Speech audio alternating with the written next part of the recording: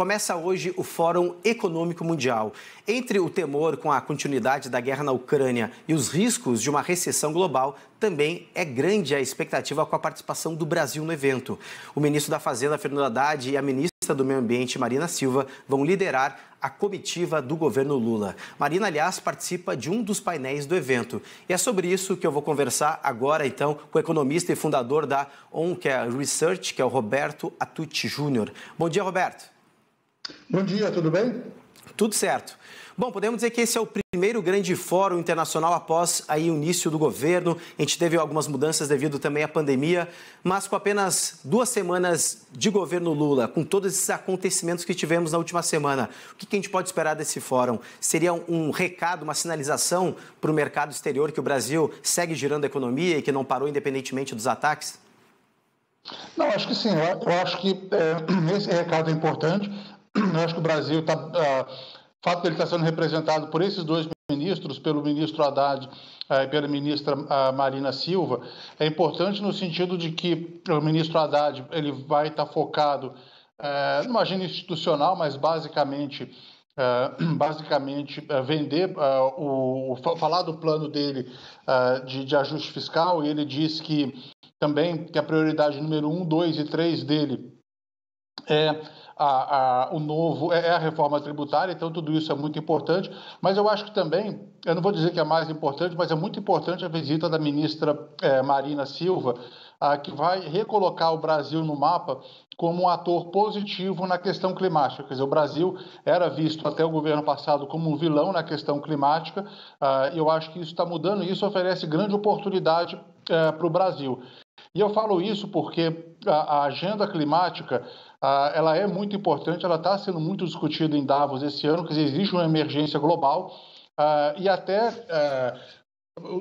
na questão visual, isso por muito pouco não foi o caso em Davos, quer dizer, até a semana passada Davos estava sem neve, nevou agora nos últimos dias, então nada melhor do que esse recado, quer dizer, para a elite global que está lá, de que realmente existe uma emergência global.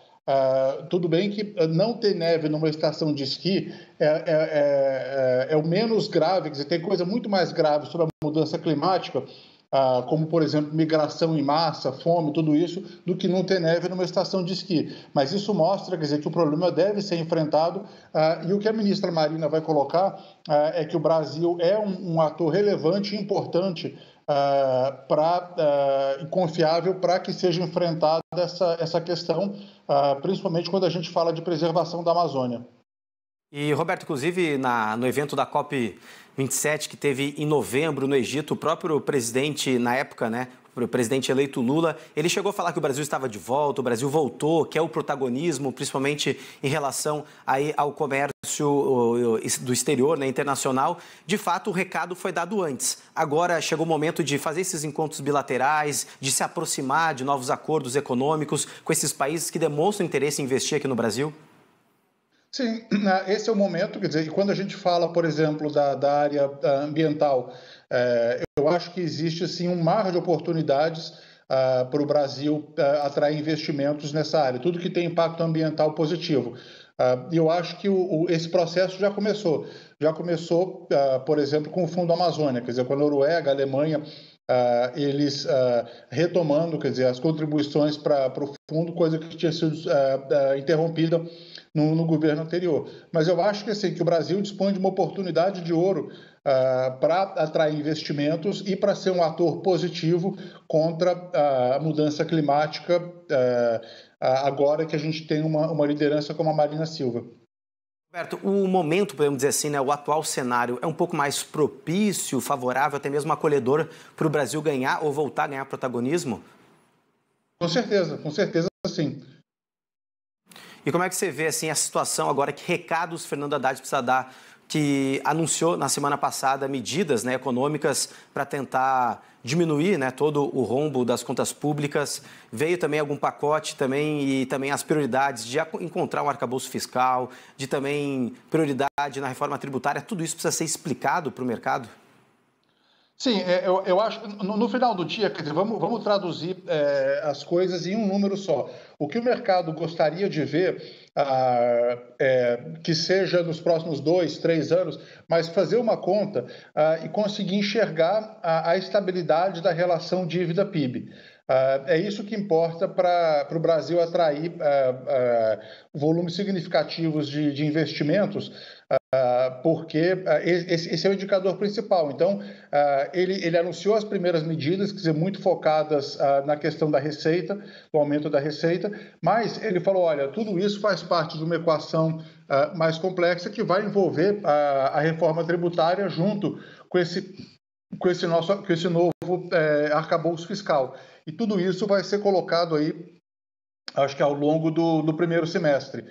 Ele já disse que a reforma tributária é muito importante, é a prioridade número 1, 2 e 3 dele. E eu acho que isso é muito importante porque o mundo está passando, quer dizer, quando você olha os mercados agora, o Brasil tem essa oportunidade na questão ambiental, que é algo que aconteceria independente de qualquer cenário.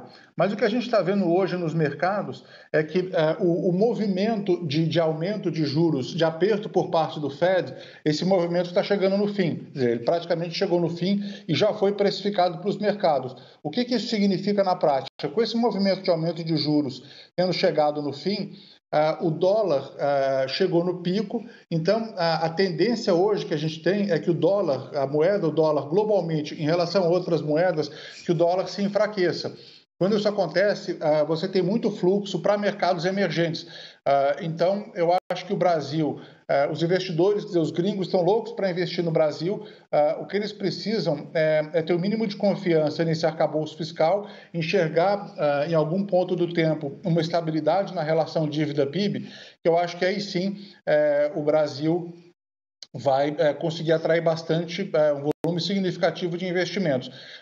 Fora a questão ambiental. Eu acho que a questão ambiental é uma questão secular. Eu acho que tudo que estiver ligado a clima é o maior tema de investimento nos próximos 10 anos. Quer dizer, tem estimativas, a própria OCDE fez estimativas de que o mundo precisa investir até 2030 para chegar na neutralidade de carbono alguns anos depois, é coisa de 100 bilhões de dólares, então é muito investimento. Então, acho que o Brasil está, sim, numa posição privilegiada. Roberto, queria agradecer muito a sua participação, trazendo um pouco mais dessa expectativa do Fórum Econômico Mundial na Suíça. Obrigado. Eu que agradeço, bom dia.